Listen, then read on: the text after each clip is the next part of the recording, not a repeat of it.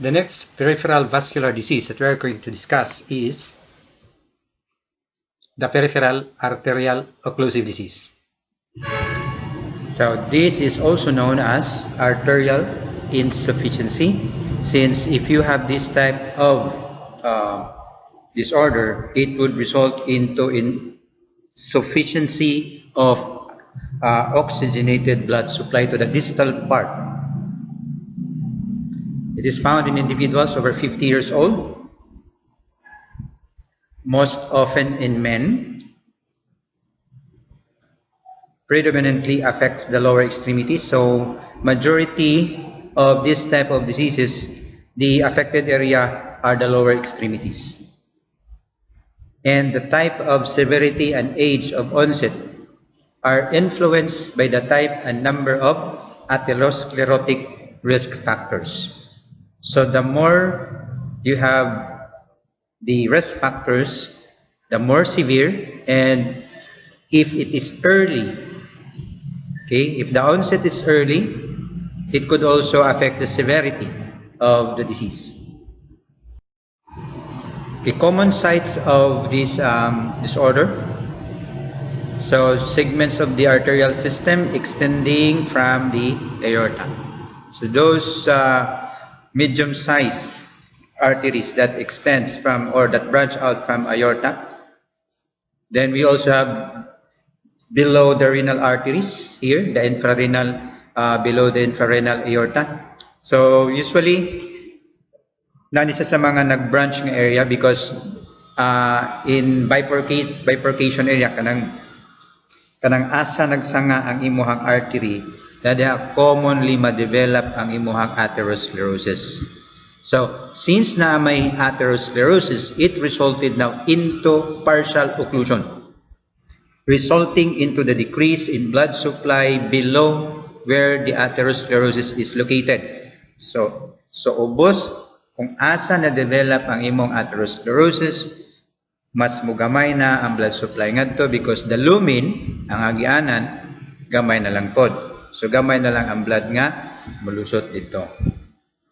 It also very dominant, no? Mas predominant siya diring area, popliteal. Since the location, okay, niya kaning area is mo ni common mabend nimo. So na diri kasagaran ang problema nato sa popliteal area. Okay, clinical manifestations include intermittent claudication, which is considered the hallmark. Kung si the hallmark, mo na siya ang iyang ilhanan. Okay? So, the hallmark sign or symptom associated to your peripheral arterial occlusion is your intermittent claudication. So, it is defined as calf pain caused by decreased blood flow to muscle during exercise or physical activities. First, it is not continuous. Hence, it is called intermittent. So, why it is only nga mugawas naman siya kung naakay exercise or physical activities? Because when you are exercising, you are walking, your muscles is contracting. So, every time your muscle contracts, it uses oxygen because we use oxygen in our metabolism. Because we are aerobic metabolism. Okay, we use aerobic metabolism. So, the more you use your muscle, the more nga nag-need siya o oxygen. Then, kung ang imong blood supply in this, for example, kanindiri, so mo ni imong arterial occlusion. Okay? So, once imo ni gigamit imong calf muscle, imong gastrocnemius, for example, it needs now more oxygen. But we have a problem here because due to the occlusion, only a small amount of oxygenated blood can pass through. So therefore, the blood supply below the occlusion is very minimal, insufficient to support the demand of your, for example, simong gastrocnemius muscle. So the result is ischemia. There is now accumulation of lactic acid. Okay, since we are accumulating hydrogen, so the effect of that it triggers or it stimulates the nerve endings in this area kay due to ischemia. So manang musakit ang bagtak kung naa kay peripheral arterial occlusion. So man ilhanan na to hallmark. Ilhanan number 1 atong ilhanan nga naa kay occlusion kung musakit ang imong bagtak if after uglakaw or after ka nag-exercise because of the decreased oxygen supply resulting to ischemia which resulted into pain. So, but it is intermittent since musugmat ra na siya kung makuwanga na og oxygen ang affected ni area. Now, most often occurs in the legs after walking at a certain pace and for a certain amount of time. So, usually the longer the distance or the longer ang imong time nga gigamit na nimo imong muscles sa imong legs. Okay? So, the more na mo appear ang imong intermittent claudication. Okay, we also have rest pain in the distal extremities, meaning even if you're not walking, even if you're not using your lower extremities, the distal extremities like your toes, no, sa mga ankle areas, soleus muscles nimo, the patient could still experience pain. We call that one rest pain. So the pain is aggravated, meaning musamot ang pain kung ang affected nimo nga tiil imo i-elevate ya ipatong nimo. Because kung imo siya i-elevate or placing it on a horizontal position, the more nga mugamay ang blood supply because of the position. Okay? So manang musakit kung samot ang affected nga area kung imo ipatong kay mas mugamay ang blood supply because it's against the gravity now. Pero kung imo siya i-place place in dependent position, no? Pabitay, mawa ang pain because it increases the blood flow due to gravity. So aggravated by elevation, elevated by dependency. Then feeling of coldness and numbness due to reduced arterial blood flow because blood is warm. So if there is less supply of blood on that particular area of the body, there is a decrease in temperature. Numbness because of the decrease in oxygen, which result now again stimulation of your nerve endings there.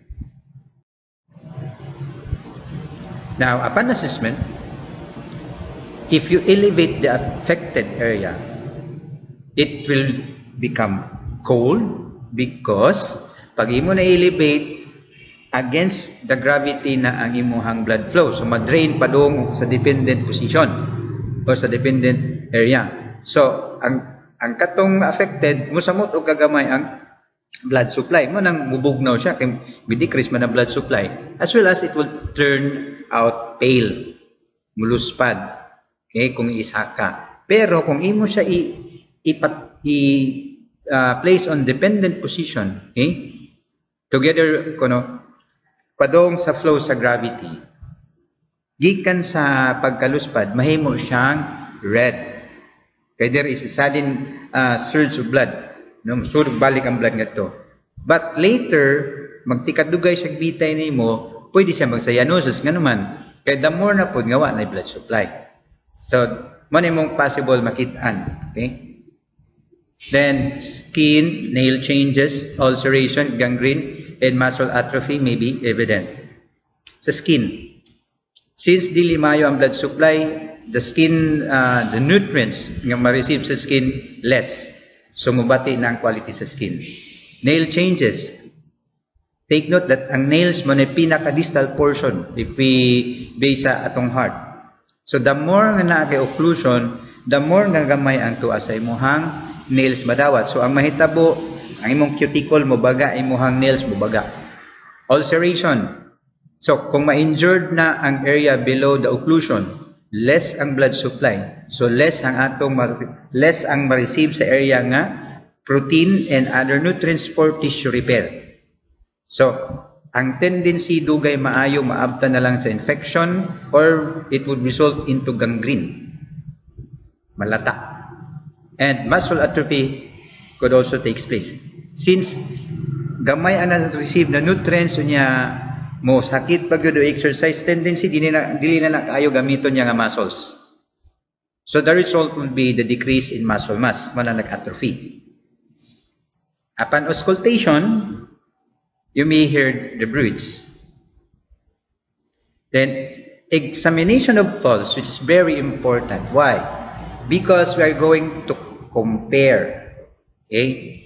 So, if we are handling patient with peripheral arterial problem, particularly occlusion, for example, sa lower extremities, it is very important that you compare the pulse between the left and right to determine equality or inequality.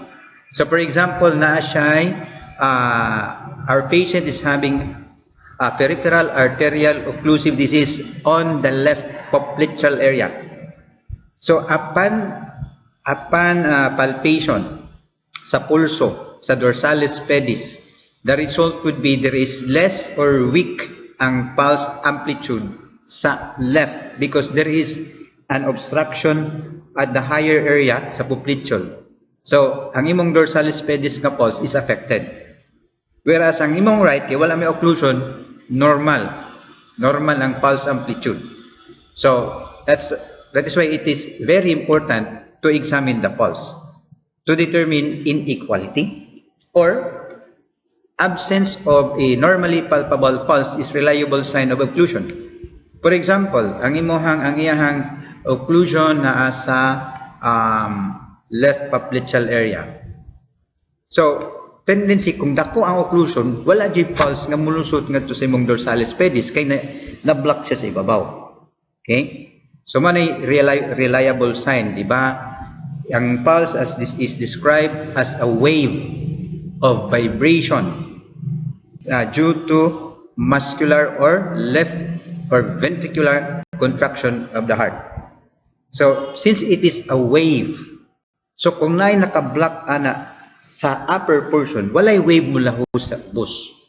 So kung pagpalpate nimo sa dorsalis pedis, wa kay na feel nga pulse, most probably there is an obstruction on the upper area.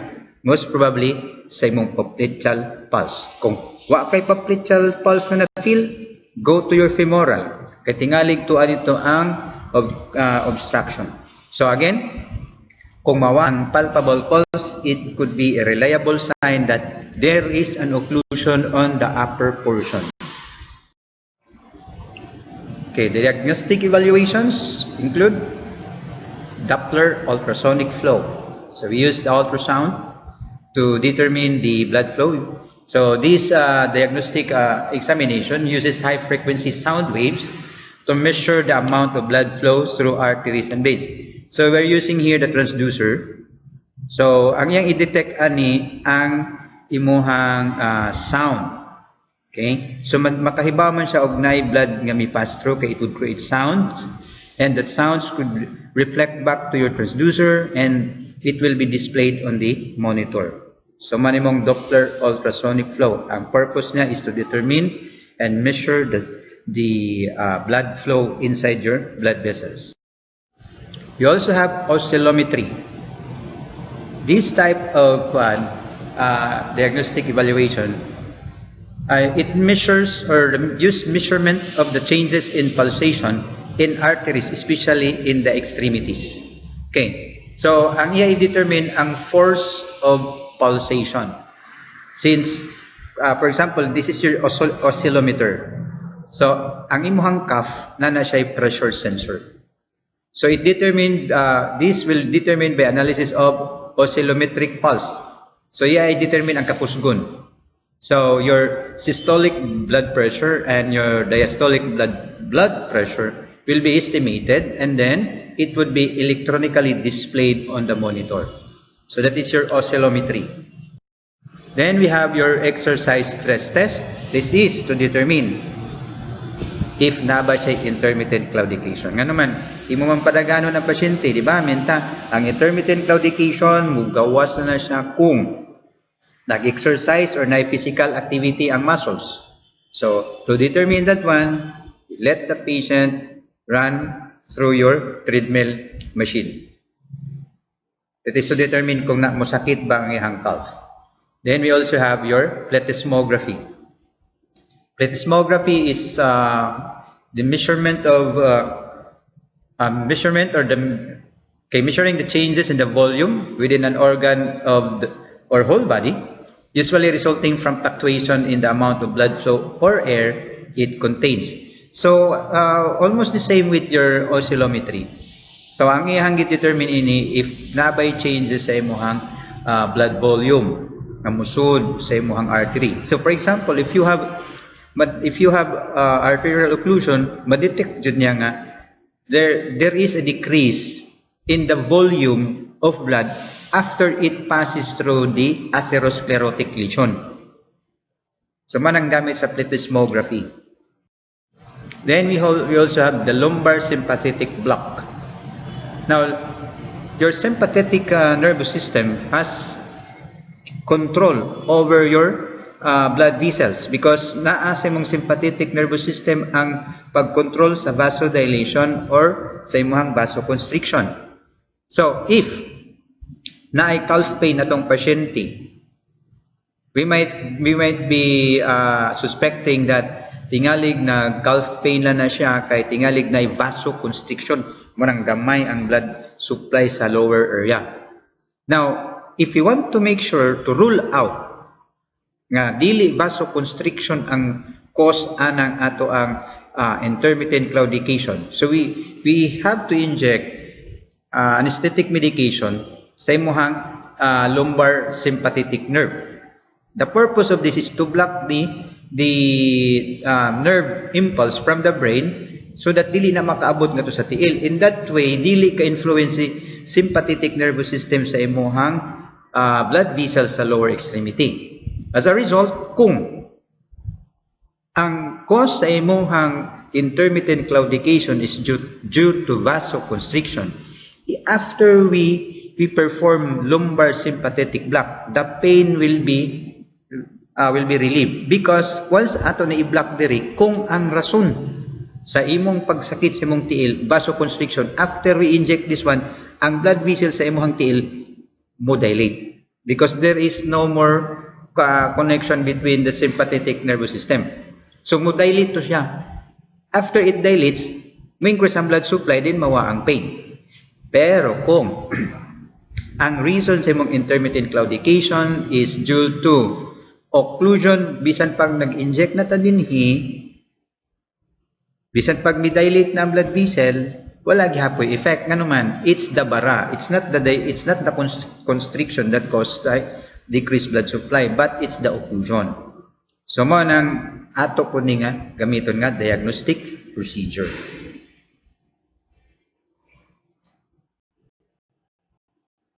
Then we have angiography. Angiography is the use of contrast medium in order to visualize your artery, no? Para matanaw na to ang iyahang patency. This one. Okay? So ato matanaw na ang iyahang outline. So in this example, so this is a patent, no? Normal and healthy artery. Sa lower area mo ni siya, manotice nimo nga naay obstruction because there is a sudden decrease in the size of the lumen. So kaning area diri mo na siya ang naay occlusion. So that is why it is considered as confirmatory kay makita jud nato, makita nato ang extent sa iyahang pagkabara, pila na lang ka percent ang nahabilin nga open. Okay, so that is your angiography. Injection of contrast media in order to visualize the outline of your arteries. Then, if you have a more advanced angiography, we have your digital subtraction angiography or DSA. The same happen, but this time there is a digital computation made by the computer on the findings of the occlusion. So how do we manage patient with peripheral arterial occlusive disease? So we could use sympathectomy, surgical resection of some of your sympathetic nerves to prevent vasoconstriction. Again, your autonomic nervous system, particularly your sympathetic nervous system, controls your blood vessels. So to avoid further decrease in the blood flow due to vasoconstriction, pwede ta mag-resect, magputol og imuhang sympathetic nerve. Then we have vascular grafting or endarterectomy. This is a surgical removal of a blood clot, okay, or imong plaque. So in this example, kaning area muna ako gayon kaganini bifurcation na kung baga sa mga agianan pa na mo niya siya ang crossing skina. Yaw makabantay mo asa ang daghang tao na asa skina. Pinada magtambay, maupod ng imuhang kolesterol. Kasagaran niyang paborito nga tambayan ang kanang bifurcation, kanang nag-branch ang imuhang artery.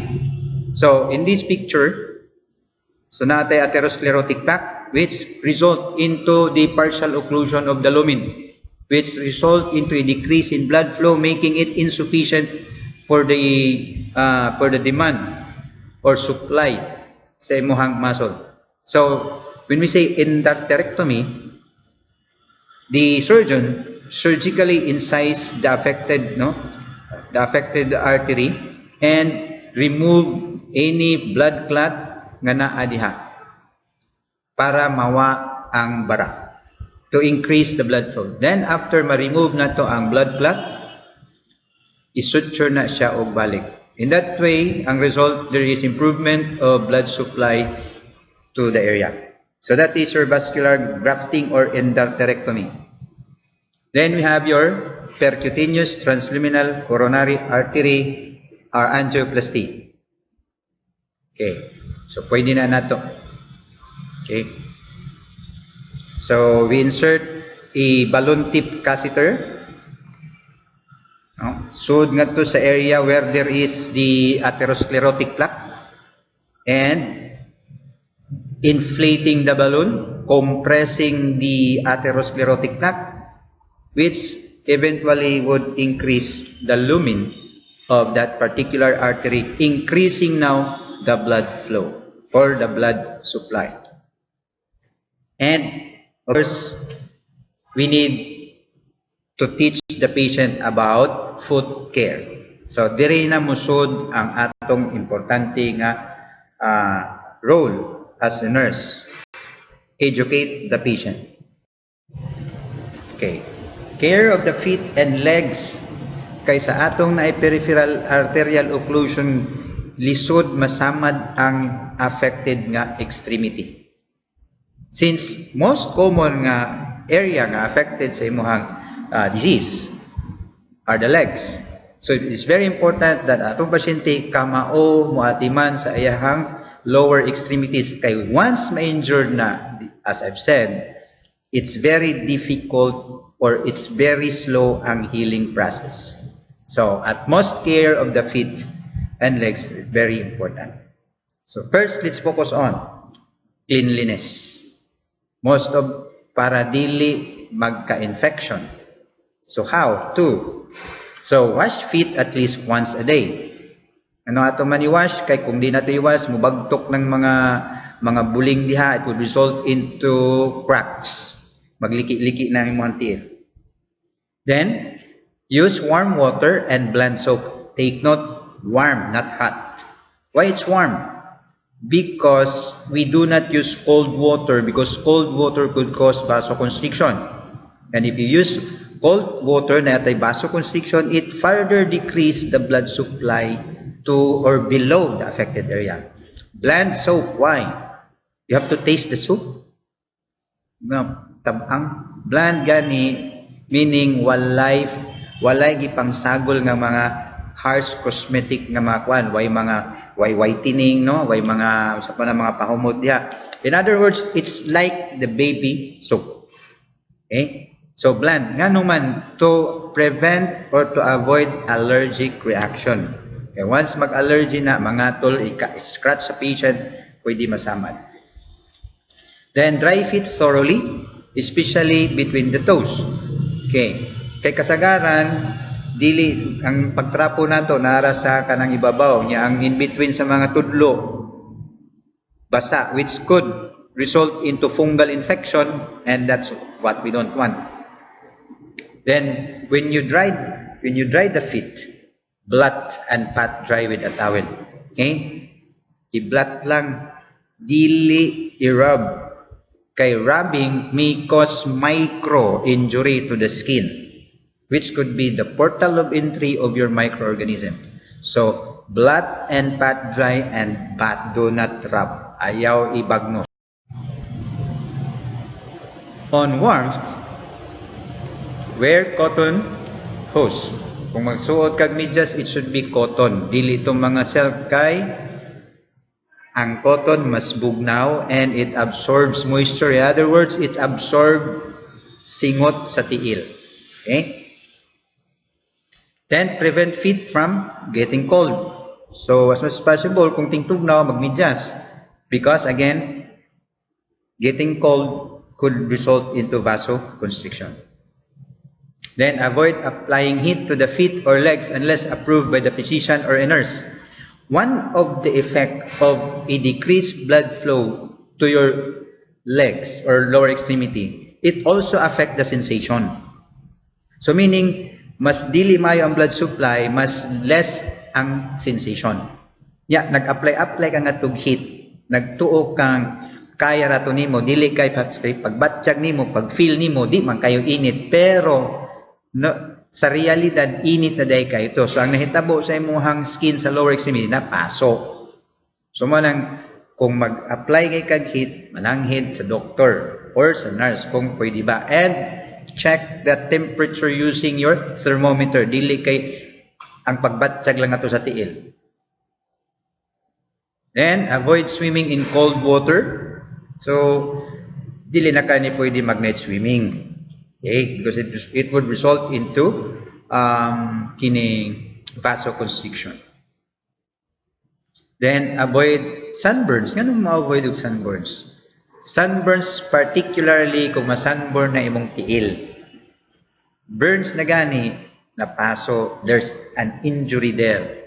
So, na sunburn ang tiil, equivalent to injury. Injury, slow healing process could result into gangrene. Then, check for the safety. Protect feet by performing exercises on level ground. So, kung mag-exercise ka lang sa simentado, dili anang sa libaong, kay tendency masamad ka dito. So, level ground, di sa takilid. Then, avoid walking in crowds. Di ka pwede mo, for example, di ka pwede mo suroy-suroy kung nagsinulog. Nga naman, kay na tendency matamakan ang tiil, ma-injured, masamad. So, avoid walking in crowds. Then, use care in cutting toenails. Diba? Atong kuko sa tiil, gahin na siya. Sahay, masipyata, masamad. Okay? So, how? Soak feet for 10 minutes in warm water to soften the nails. Then, cut nails straight across. Pina fringe tip. Okay? Dili sa atong way nga traditional way nga magputol gay tag kuko sa tiil, kuanggol siya kanang close to the flesh. Pinakapit na mo kuan. Ya if inanang style nimo sa pag-cut si mong kuko sa tiil, gamay anang pandol, pwede na musamad kay bubuwag ang nail sa nail bed. So to avoid that one, straight across, dili pa bawg, straight para ma-avoid nimo na nga injury. Then of course, since naglikay pinaka-importante nga atong i-take care atong feet, so ayaw pagtiniil. Do not go barefoot. Then examine feet daily for trauma. Kay like sa mga diabetics, no? Pare-parehas sa diabetics. Kay kani nga foot care applicable po ni sa diabetics. Now, since decrease ang sensation kay dili maayo blood supply. So dili dayon atong pasyente kahibaw kung naabay injury dito sa iyahang tiil. So manang kung ang imo lang saligan nga maka-feel kag pain para makahibaw kang anay injury, dako tag problema. Like for example, we have a patient nga na siya peripheral arterial occlusion. Then she joined Dawn Rosary, di ba? Mag-aurora, mag-procession man na. Okay. Wa siya kabantay nga wa na siya nagchinilas. Kay less man na sensation. Pag abot na sa ila, mapipaghibaw, saan naman lang ako chinilas? Okay. After 3 days, na-notice niya by inspection, walay sensation, by inspection, na-notice niya yan tiil nga ni ubag. Pero wa pa siya ka-feel of pain. Upon examination, tuay tulo katamtaks nga to ni ungod sa iyang lapalapa. So, if magsalig lang atong pasyente sa sensation, pwede nga nag-infected na ang iyang injury sa tiil nga wa siya kahibaw. So, we have to tell the patient to examine feet daily for trauma. Mag-inani siya. Okay? Mas beneficial kung mogamit siya og mirror in examining his or her feet. Para makit-an yun niya ang sa ilawom sa soul, sa lapalapak, kayo say di man na makit-an kay maglison magduko, labi nagnabuy ay. Okay? So use mirror in assessing the soles of the feet. Lapalapak. Then, consult podiatrist. Sa maning podiatrist? Okay? Dili na binasto siya. Podiatrists are medical personnel. It could be a doctor, it could be a nurse trained in taking care of the feet. Okay? So, consult your podiatrist or primary physician for treatments of corn. Okay? Sa manang corn sa Bisaya ba? Bunol, no? Bunol ka na yung sirkulan. Okay? Kay nami pasyente, mayon ng doktor, naman siya corn, mayan na po itong sa kanars, yun sa pagsuod sa cord sa tiil. Diba? Ang corn is kana. Okay? Kung sa Bisaya pa, bunol. Trauma, blisters, and kani, ingrown toenails. Okay, pagbasa na sa Bisaya, ingrown. What do you mean by that? Ingrown, kay ang pagtubo sa imuhang kuko, pasulod nga to sa flesh. So, ang naresulta, nidunggab na nga to sa imuhang unod, it resulting into inflammation like this. Okay? So, manang mag-cut gani kag sa imong nails, sa imuhang kining tiil, dili pinasagad, dili kay sagad na sagad. Kaya inigtubo na, ang direction niya is pasulod, puncturing now your flesh, which result into inflammation. So, may nani na. Manang ingnaon mo ang imong pedicurista kay uming kag pedicure tiil na ang manicure sa kamot. So minoy mo ang nagpedicure nimo nga ayaw kayo lugita kay tendency inigtubo sa imong toenail ngadto na padong pasukop manang gitawag ingrown. So manang reason nganong dili nimo i-cut near to the flesh kay number 1 may cause ingrown toenail. Then you may use or you may advise a patient kung naatay problema sa peripheral arterial occlusion, inig mag-cut og kuko sa tiil, do not use the ordinary nail cutter. Use the podiatric nail cutter, this one. Because it mas less ang chance nga ma-injured ang feet sa atong patient. Then, for comfort measures, wear shoes that provide adequate toe room, have good arch, and feel comfortable, like that one. So it should be na room para pa sa imuhang toes to move. Dili kay nagtiko-ko na ng imuhang mga tudlo diha. So the right one nga ang sakto nga size sa sapatos dapat makalihok-lihok pa ng imuhang mga tudlo ngadto sa sud sa sapatos, dili kay nagtiko-ko. Then, maayo ang arc sa imuhang lapalapa. Okay? So, kanang high heels, it shows nga dili yun maayo ang arco, ana, ha? Okay. Nganong importante man ang good arc? Because it helps maintain balance. Then maayo pud og strong or firm heel grip. Dili luag pud kaayo kay tungod sa kaluag kana diha ma-injured na, mapanit na diha mo nagsamad na noon. Okay? So that is kung magsuot kag sapatos. In other words, dili pwede ang huot kaayo og di pud pwede ang sobraan kaluag nga sapatos. Then apply powder if feet tend to moist, but do not use talcum powder. Okay, naman tay mga foot powder yun. Kaya og talcum imo kana bang pulbos gud nga pangkuan, tendency bisan pag imo na ibutang, at first it absorbs the moisture. Pero mas daghan ang moisture kontra sa talcum, imbis mo absorb kato imong talcum mahimo na tong clay.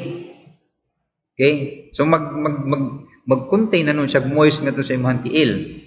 So you use your kining foot powder. If wala, you may use cornstarch. Then apply thin coating of lanolin if feet are dry and scaly. If no lanolin, use your petroleum jelly. This way it helps to moisturize. Kay kung dry ang atong skin, dili pliable. So dali siya matipak, dali siya maliki. So to prevent that one, make it soft and pliable para dili siya dali mo break. Okay? Then, preventing constriction of blood vessels. Avoid circular garters that cut off blood supply to the legs and feet, like that one. So, but less likely man diri sa Pilipinas mo gamit ana. Pero if ever yan na sa peripheral arterial occlusion, i-avoid yun na niya. Kay you are occluding the blood flow padung sa ubos niya to apag yung kay daan diri sa ubos pag yung imong peripheral arterial occlusion samot, so dili na pwede. Then do not cross legs at knees, so bawal ang manghinambit nga pinaana kay the more nimo na gi-flex, no, the more na gi-bend, the more nga nay occlusion sa blood flow. So mana advisable nga dili manghinambit kung naa kay peripheral arterial occlusion. Then, kung matog, place a pillow at foot end of bed under covers to prevent top of bedding from exerting pressure on the toes. So, arte na kay kamatog. So, sa imong tiil, butangan ni mong habol para ang katong habol dili mo bagid sa imuhang toes para dili ma-injured. Dili ipatong ang tiil sa unlan ha. Ang unlan mo protekta sa mga tulo para ang habol dili mo bagnos ngadto. So in other words, mura ka nagbuhat og tent, protecting your toes from your bedding. And kung medyo ang imuhang toes murag naghapit na magsikit-sikit, okay, and it tends to moist, apply lamb's wool between toes because one, it prevents friction between the toes, and second, it absorbs moisture. Ya, kung ang tiil nimo kining singtanon, you may use slab walls gyapon, no? And again, in relation to this one, comfort, mas nindot nga ang imong isuot nga sapatos is murag breathable. Kanang muhungaw ang kainit. Kay kanang mga labilag ang imong suoton kanang mga rubber gani kanang brag plastic nga baligya sa kanang naaliha nga tag 100, okay, di man nakaginhawa kay wa may space nga mo breathe ang imong tiil. So kung naay ani nga problem sa tiil, mas advisable na to nga di na natin pagamit kanang sapatos nga kung baga makaginhawa ang imong tiil. Okay? Then, you may use other two separators. Mga babay, labi na hilig mo magpa-parlor, magpa-pedicure, you are familiar with this. Okay? So, may mga two separators. Siya. Okay, manang gamito nila para inig human og apply sa nail polish, dili magkasaburay, di ba? Then, exercise. Exercise promotes circulation, but not too much exercise that would result into intermittent claudication. So, walk to stimulate circulation and promote tissue repair. Walk, do not run. kay naa kay peripheral occlusion. So ayaw dagan kay tingalig mag-intermittent claudication ka. Then seek medical attention if you notice redness, blistering, swelling, or pain because it indicates either injury or infection. Then report athlete's foot, lipunga. Athlete's foot, that's fungal infection. Peeling, nag-scaling ng imuhang kuan, ang imuhang feet, itching between the toes because it is a sign of infection. Then do not use any medication on feet or legs unless prescribed by the physician. Again, to prevent allergic reaction. So, do not apply anything sa tiil if wala na gi-consult sa doktor. Okay? And if the patient is smoking, advise to stop smoking because smoking aggravates peripheral vasoconstriction. The effect of nicotine causing the smooth muscle of your tunica media to constrict, resulting now into vasoconstriction niya. Kung nga kay peripheral arterial occlusion, 1 plus 1 equals mugamay pagayo ang blood supply to the distal portion of the body where to add ito ay mohang peripheral arterial occlusion. And we have to tell the patient nga utmost care of the feet is very important. Basta na kay peripheral arterial occlusion affecting your lower extremities because nobody wants to have this. Okay? Why this occurs? Because, tanawa, look at the date. 8 pagka kining September 19, take note of the changes. Pagka 22, grabe na. Okay. Manotice ni mga dili mayo ang circulation. Okay? Oh, klaro ang veins. Okay. Man ato gitawag peeling, no? Panit-panit. So, makakita na gyud pasyente ni ayatil report dayon. Okay? So this is one of the manifestation ko na kay peripheral arterial occlusion. That's why it's very important to take care of the feet. Kay kung dili ni siya mag-ayo nga TL class, it would result into gangrene. Gangrene would result into amputation. Putlo na siya. So again, emphasize proper foot and leg care sa ato ang patient.